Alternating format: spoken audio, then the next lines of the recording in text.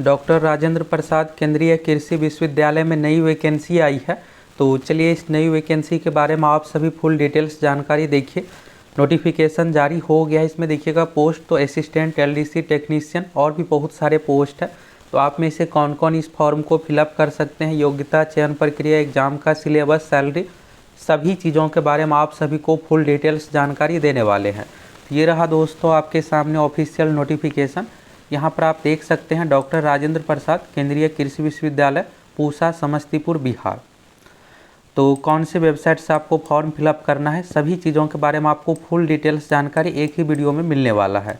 तो यहाँ पे आप देख सकते हैं एम्प्लॉयमेंट नोटिस नंबर और 22 नवंबर 2023 को नोटिफिकेशन जारी हुआ है। फॉर्म भरने का डेट यहाँ पर आप देखिएगा तो 22 नवंबर 2023 से फॉर्म भराना शुरू है। ऑनलाइन आपको फॉर्म फिलअप करना है। लास्ट डेट जो है 12 दिसंबर 2023। तो लास्ट डेट से पहले आप सभी को समय रहते फॉर्म फिलअप कर लेना है। फ़ी कितना क्या लगेगा, सीटों की संख्या कितना क्या है, सभी चीज़ों के बारे में चलिए आप सभी एक एक करके फुल डिटेल्स जानकारी देखिए। तो यहाँ से देखिएगा दोस्तों, ये रहा ऑफिशियल वेबसाइट। यहाँ पर देखिएगा rpcau.ac.in। तो ये है डॉक्टर राजेंद्र प्रसाद केंद्रीय कृषि विश्वविद्यालय का ऑफिशियल वेबसाइट। तो ऑफिशियल वेबसाइट जब आप ओपन कीजिएगा तो थोड़ा नीचे आपको आ जाना है। यहाँ पर नोटिस सेक्शन में,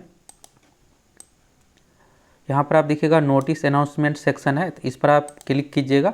ये ऑटोमेटिक यहाँ पर क्लिक रहता है। तो यहाँ पर देखिएगा employment notice for the various post, technical और एडमिनिस्ट्रेटिव रिक्रूटमेंट सेक्शन, यहाँ पर 22 नवंबर का नोटिस है। तो इस पर क्लिक कीजिएगा। तो क्लिक करने के बाद यहाँ से आप सभी फुल नोटिफिकेशन भी डाउनलोड कर सकते हैं और यहाँ पर फॉर्म भरने का भी लिंक दिया हुआ है। तो डिटेल्स एडवर्टाइजमेंट है, click here to apply now. तो इस लिंक पर क्लिक कीजिएगा। तो क्लिक करने के बाद क्या होगा कि यहाँ से एक नया वेबसाइट ओपन होगा जो कि फॉर्म भरने के लिए यहाँ पर नया बनाया गया है, doctor Rajendra Prasad central agriculture university के लिए। तो यहाँ पर आप देखिएगा सबसे पहले आपको क्या करना है, रजिस्टर करना है। तो इस पर क्लिक कीजिएगा। तो आपको अपना सेलेक्ट पोस्ट, यहाँ पर जो भी पोस्ट है, इसके बाद यूज़र नेम, पासवर्ड, ये सब चीज़ें आपको बनाना है। तो यहाँ से अकाउंट आपका बन जाएगा। जब अकाउंट बन जाएगा तो फिर लॉगिन कीजिएगा। फिर आपको अपना एजुकेशनल डिटेल्स, क्वालिफिकेशन, सभी चीज़ देकर सबमिट करना है, पेमेंट करना है। इसके बाद पेमेंट फॉर्म का रिसीविंग निकालना है। ये तो हो गया दोस्तों फॉर्म भरने का कंडीशन। अब आप चलिए आप में से इस फॉर्म को कौन कौन फिलअप कर सकते हैं, इसमें कौन कौन सा पोस्ट है, सभी चीज़ों के बारे में चलिए एक एक करके देखिए।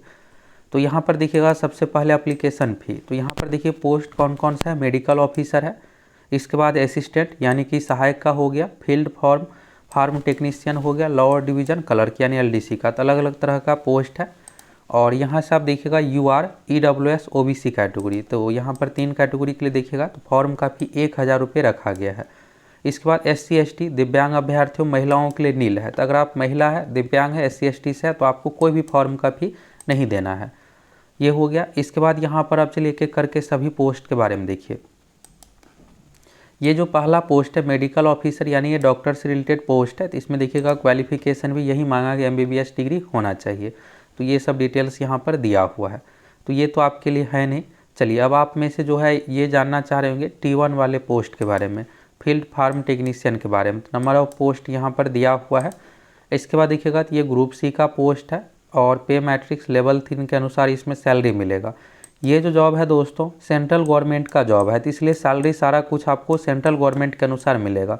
पूसा जो एग्रीकल्चर विश्वविद्यालय ये सेंट्रल गवर्नमेंट यानी केंद्र सरकार वाला है। 2016 में सेंट्रल गवर्नमेंट बन गया है, तो इसलिए इसमें सैलरी सारा कुछ आपको केंद्र सरकार के अनुसार ही मिलने वाला है।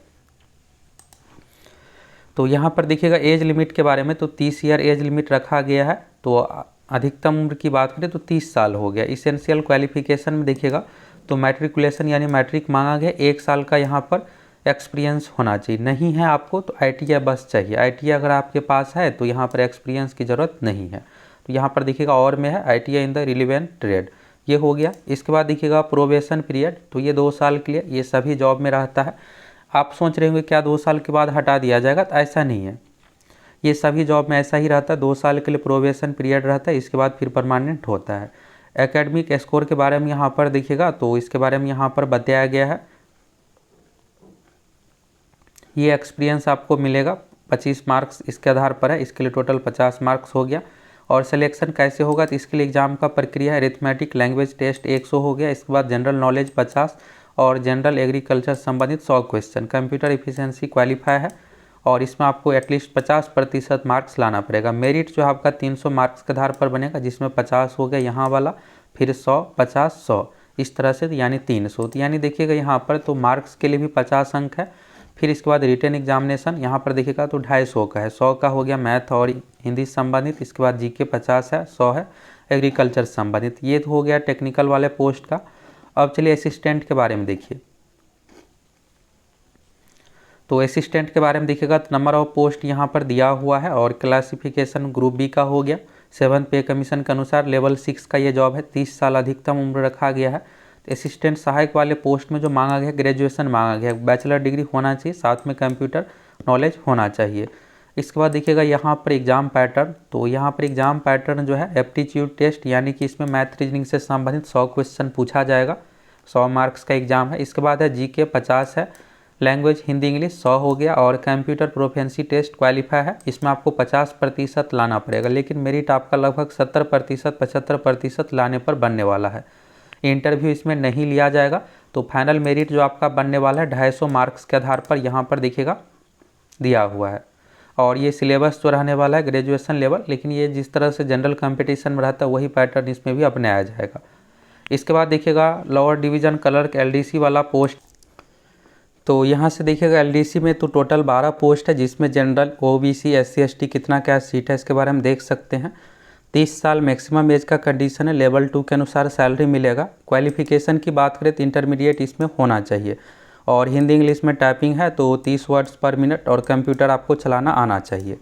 ये हो गया। इसके बाद यहाँ पर देखिएगा सिलेबस में तो एप्टीट्यूड टेस्ट 100 है, यानी मैथ रीजनिंग 100 मार्क्स का, जीके 50 है, हिंदी इंग्लिश 100 हो गया, कंप्यूटर प्रोफिशिएंसी टेस्ट, ये सब चीज़ें मांगा जाएगा। तो 250 मार्क्स के आधार पर आपका मेरिट बनने वाला है।